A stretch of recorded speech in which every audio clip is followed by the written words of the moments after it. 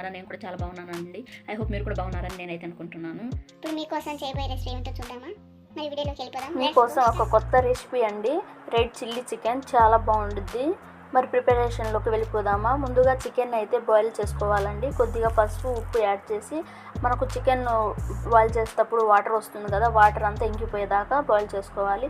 తర్వాత ఒక కడాయిని తీసుకోండి, అందులో ఎండు కొబ్బరి యాడ్ చేయండి, తర్వాత లవంగాలు యాడ్ చేయండి, తర్వాత జీడిపప్పు యాడ్ చేయండి. ఉంటే యాడ్ చేయండి, లేకుంటే ఏం లేదండి. తర్వాత ధనియా, తర్వాత జీలకర్ర, నెక్స్ట్ చింతపండు, తర్వాత బిర్యానీ ఆకు, నెక్స్ట్ అండి సాజీరా, ఫ్లేవర్ బాగుంటుంది సాజీరా, తర్వాత గసగసాలు, తర్వాత మెంతులు. ఇవన్నీ మనం డ్రై రోస్ట్ చేసుకోవాలండి. ఇవి మాడకుండా లో ఫ్లేమ్లో దూరగా వేయించుకోవాలండి. తర్వాత కొద్దిగా చెక్కను యాడ్ చేయండి. వీడియోలో చూపిస్తున్న విధంగా మాడకుండా అలా డ్రై రోస్ట్ చేసుకోండి. మెయిన్ కావాల్సిన ఇంగ్రీడియంట్ ఏంటి తెలుసు కదా, ఎండుమిర్చి.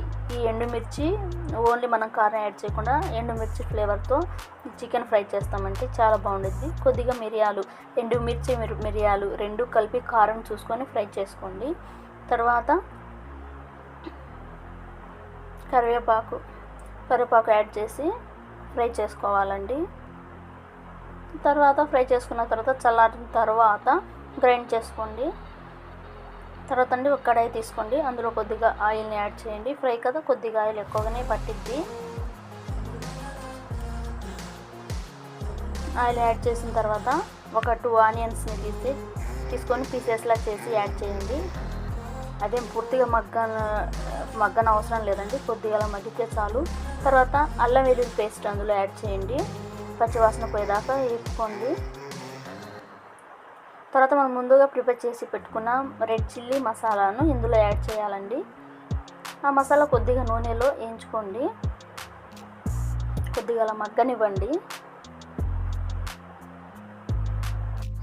చూసారు కదండి, మసాలా అనేది నూనెలో బాగా మగ్గింది కదా. తర్వాత ముందు ఉడకబెట్టి పెట్టుకున్న చికెన్ ముక్కలను ఇందులో యాడ్ చేయాలండి. ఇలా యాడ్ చేసిన తర్వాత బాగా కలుపుకోవాలి. ఆ మసాలా అనేది ప్రతి ఒక్క ముక్కకు పట్టాలండి. కొంచెం ఓపికగా కలపాలి. ఇలా బాగా కలుపుకున్న తర్వాత ఒక 2 నిమిషాలు మూత పెట్టి కుక్ అవ్వనివ్వండి. మసాలా అనేది ముక్కలకి పట్టిద్ది. తర్వాత మూత తీసి మళ్ళీ కలుపుకోవాలండి. ఇందులో మనం చేసే ప్రాసెస్ ఏంటంటే కలుపుకోవడమే, ఇదే బాగా కలుపుకోవాలి. ఇంతేనండి రెడ్ చిల్లీ చికెను. తర్వాత కొత్తిమీరతో గార్నిష్ చేసుకోండి, చాలా బాగుంటుంది. పొట్టి ముక్కలే తినేయవచ్చు, స్నాక్స్ మాదిరిగా తినొచ్చండి. ఒకసారి ఇలా కూడా ట్రై చేయండి. నా వీడియో ఇంకెవరికైనా నచ్చితే లైక్, షేర్ అండ్ సబ్స్క్రైబ్ తప్పకుండా చేయండి. చూశారు కదండి చికెను, చాలా బాగుంది. మా పిల్లలు అయితే ఒట్టిగానే తిన్నారు. Thank for the watching. Okay bye, take care. ఈ వీడియో ఇంకెవరికైనా నచ్చితే లైక్, షేర్ అండ్ సబ్స్క్రైబ్ తప్పకుండా చేయండి.